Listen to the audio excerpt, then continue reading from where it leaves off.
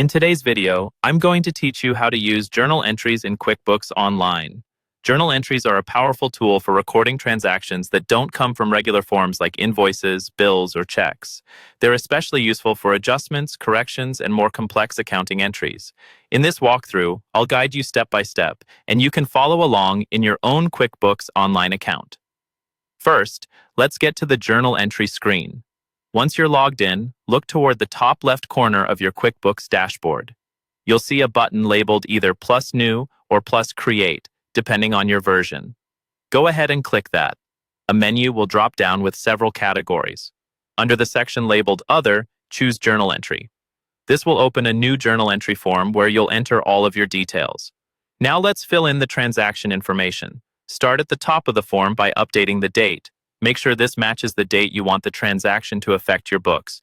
You can also enter a journal number or reference. This is optional, but it's a good habit because it helps you track and search for this entry later.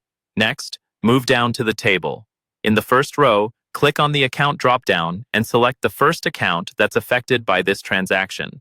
Decide whether this account should be debited or credited based on what you're trying to record.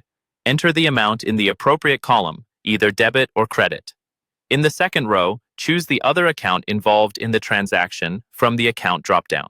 This time, enter the same amount, but in the opposite column. So if you debited the first account, you'll credit the second one, or the other way around. This keeps your journal entry in balance. If your transaction involves more than 2 accounts, keep adding rows. Select each additional account and enter the amount as either a debit or a credit. As you go, make sure that the total debits at the bottom match the total credits. QuickBooks will show you if the entry is out of balance, so double-check before moving on.